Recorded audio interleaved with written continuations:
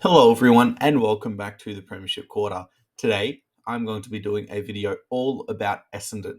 They are one of the three genuine big teams in Victoria, alongside Carlton and Collingwood, and they are a team over the last 20 years who infamously have never won a final in those 20 years. Since 2004, they have struggled with consistency, and whilst I thought I might do a deep dive on a sort of similar idea to this video, I thought making a one off sort of video now with Essendon losing to St Kilda over the weekend and following a similar sort of run of form in the last few seasons, I thought it'd just be easier to make a video like this given I've got my other deep dive going out. So it's going to be talking about Essendon and where I think they are, where I think they need to improve in order to potentially make finals, maybe this year, but more realistically next year, because I think their season is very much over, given what we've seen over the last 2 years and the concurrence and similarity in form that they've had this year, especially the tail off in the back end of seasons. But with that being said, before we get into the video, if you wouldn't mind subscribing to my channel, it would really help grow it. And if you do like my content as well, leave a like on the video. But with that being said, let's get straight into the video.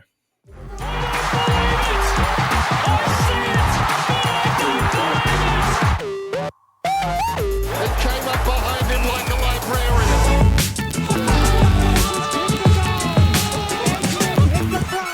Jesus! So before we go into a little bit about their poor form in the most recent weeks where they have struggled, sort of wanted to talk a little bit about their start to the year, because they started pretty well, to be honest. They started 4-2 and they played a couple good teams. I wouldn't say they were fantastic by any means, but they beat Hawthorn relatively convincingly by 4 goals, lost to the Swans, but they were in it for most of the game, so not a bad result given how well Sydney have played, at least up until recently. Beat the Saints by 4, which, okay, not bad, but at the start of the year, the Saints weren't seen as a bottom 4 team necessarily. Got smacked by the Power, which, okay, not a fantastic result, but beat the Bulldogs, beat the Crows, and then drew to Collingwood. So 4-2-1 to start the year, and then beat West Coast and the Giants and North Melbourne and Richmond. So 4 wins in a row, 3 of them against the bottom 3 sides, but you still beat GWS, who are a solid team. Compare that to last year, where I think it's relatively similar based on the story of their seasons. They also started 4-2, smacked Hawthorn in the first week, beat Gold Coast by 5 goals, lost to St Kilda, beat the Giants, and then beat Melbourne. They then lost to Collingwood and Geelong in back-to-back games. Lost 4 in a row with Port Adelaide and Brisbane. But those were 4 teams who were considered to be top at least 6 teams at the start of the year and probably expected losses. After that, just got past Richmond, smacked West Coast, just got past North Melbourne, and had the very, very impressive win over Carlton. So before their bye in both seasons, they were able to show some good form, not necessarily beat the best teams, but were able to stay in the 8. And it shows that there's still some talent on the list, but not necessarily the most. They not in neither season were able to genuinely contend with the top teams, and it shows with some of their results. Now, if you want to continue that comparison, which you can, last year they finished absolutely horrendously. I believe they were 5th after round 17, I believe it was. After that, got smacked by Geelong, lost to the Bulldogs, lost to the Swans barely. I believe Papley kicked the last goal of that game. Just snuck past West Coast and North Melbourne, and that sort of showed that they were really dropping. They were able to push back. I don't think they got back into the 8, but they got close, and then got smacked by GWS and smacked by Collingwood. So they were in pushing for top 4, then finished really poorly. Compare that to this year so far, they were second, I believe, at round 11. So after they had just beaten Richmond, they were second. This was also before the bye, so all teams had played the same amount of games. They then lost 2 in a row, then beat West Coast. Very similar story, beating the lower teams. Lost to Geelong, and then a really important win against Collingwood, where they won by 2 goals and showed some really good signs, but they just haven't been able to build on the back of it because their 2 wins post bye in 2024 have only come against West Coast, who we know how bad they have been, and Collingwood, who at the time and still are dealing with both horrible injuries and some really poor form. They lost to Melbourne, which is a game they shouldn't have won, given Melbourne didn't have Petrarca and Gawn. They lost to the Crows by 2 in an unexpected result, and then just got battered by the Saints. So the story is very similar. They come up against Fremantle, at home at least, at the MCG, but it's going to be a very difficult game. They're now already sitting 10th on the ladder, and it's going to be a very difficult road to potentially finals to finish the season for them. As I said, it's Fremantle at the MCG, then it's Gold Coast at Marvel. So they stay in Melbourne as well because they play Sydney at Marvel Stadium, but then they travel to Brisbane. Any sane fan wouldn't tip Essendon to win more than one game. They'd probably push Fremantle, but I wouldn't take them over them right now, given their forms. Gold Coast would be the one that they'd start favourites in, simply because Gold Coast cannot play away from home. But then it's Sydney and it's Brisbane, two of the top 2 teams at the moment. They're realistically not going to make finals for a second year in a row. The real problem is, what is their problem? Why do they continue to do this? Why, over the last 3 seasons, have they continuously had some good talent on their list, continuously done the same thing where start well and then dip? What is their problem?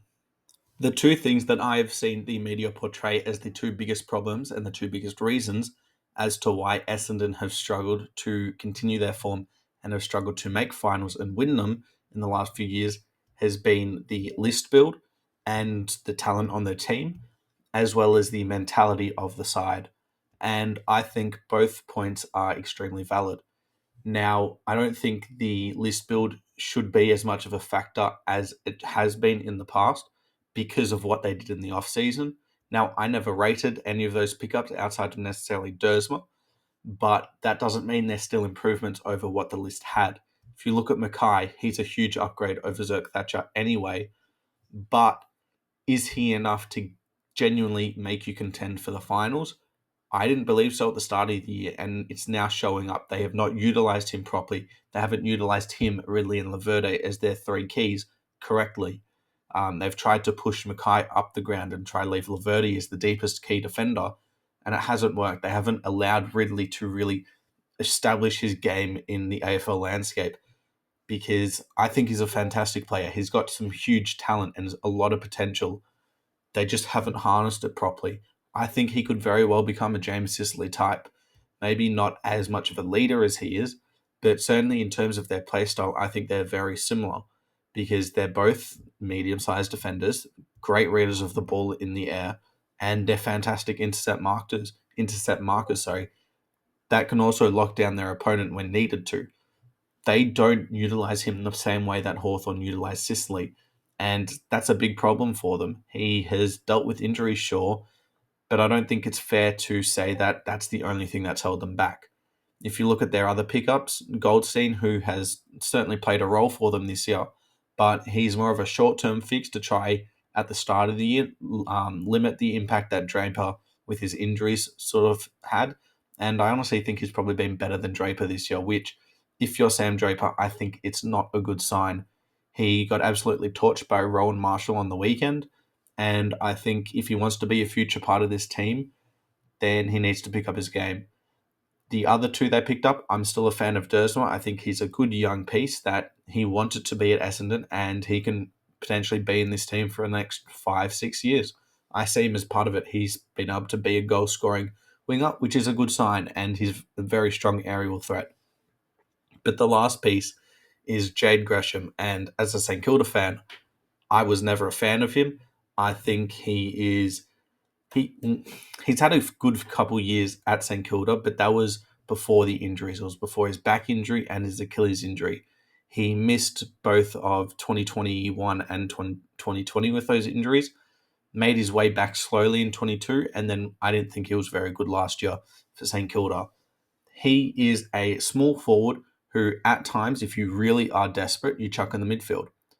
But he's not a good kick. He is not a great pressure forward at all. and he's a pretty inaccurate set shot kicker. And I think you saw that on the weekend against St Kilda, his former club, a game where you might want to prove yourself if you are a player who really is him.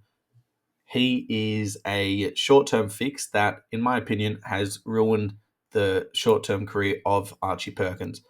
I think he needed to be that piece, and they clearly didn't trust him. Otherwise, they wouldn't have got Gresham. They're too similar of a player, and Perkins hasn't been able to provide any help. That's my opinion on their list. I think it's okay. Well, my opinion on their list acquisitions over the last couple of years. But I think if they're looking to gain something, it's definitely defensively, because if you look at their smalls, it's McGrath, it's Heppel, it's Martin at times, it's um, who else? You got Jake Kelly there sometimes. Redmond's the other one that I was thinking of. None of them are genuine lockdown smalls. McGrath has been solid at it all year, but definitely not anywhere near top caliber. Redmond, that's not his game. Heppel is getting at the end of his career. Martin, he's more of a forward half player. They need to find someone who can genuinely lock down some of the better small forwards in the game. Maybe someone like from the opposition, Ben Patton, who's been in the twos all year over the last couple of years. Try and find someone of that ilk that you can then put in your team, because there's just no defensive mind in that back half, and I think that's their biggest weakness. But now on to the other point, which is their mental fragility. First of all, I just want to say that this has nothing to do with Zach Merritt. He is a fantastic leader. He's proven that time and time again over the last few years, where since I believe it was 2020, where he was left out of the leadership group, he has evolved into one of the best leaders in the competition, one of the best captains as well. And he kicked a fantastic goal on the weekend, could very easily win goal of the year. But this has nothing to do with him. This is the rest of the Essendon team.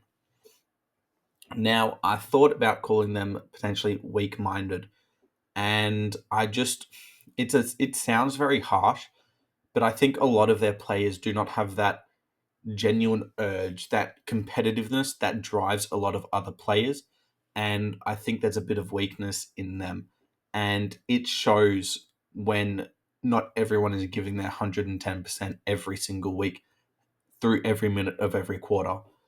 A lot of their players seem like they're passengers on the bus at times. Players like Nick Cox, who, sure, he played well last week, kicked a couple goals, but hasn't solidified his spot in this team.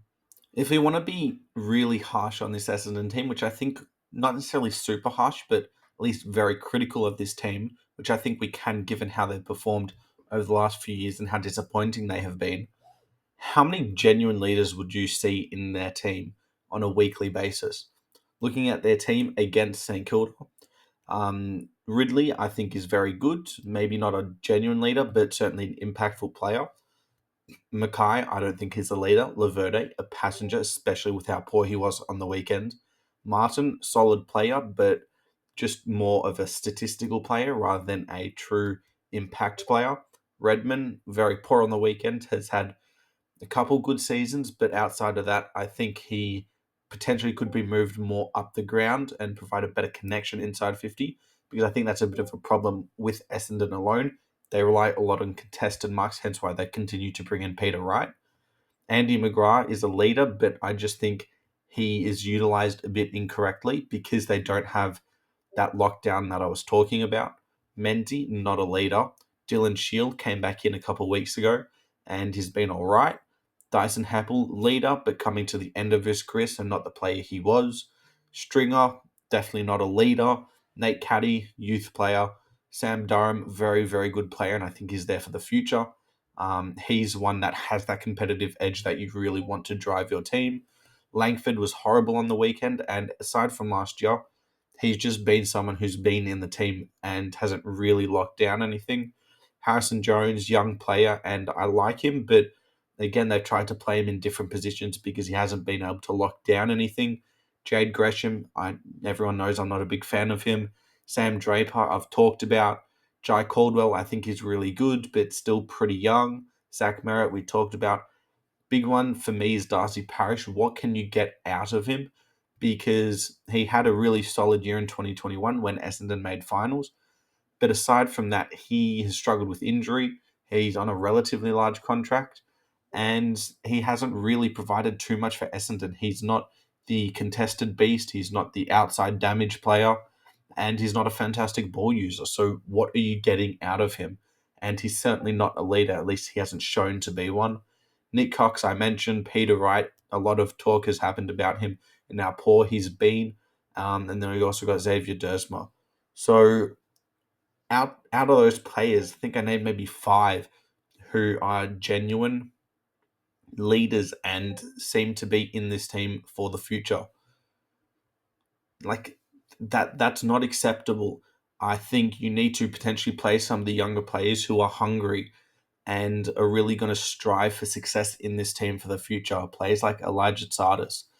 They're going to be the people who really push this club for the next few years, but they just haven't put that trust in them. There was a stat that I read earlier today where since Brad Scott started in 2023, Essendon have had the least debutants in the entire league with three. I believe they were Caddy, Davey Jr. and Nate. Who was the other one?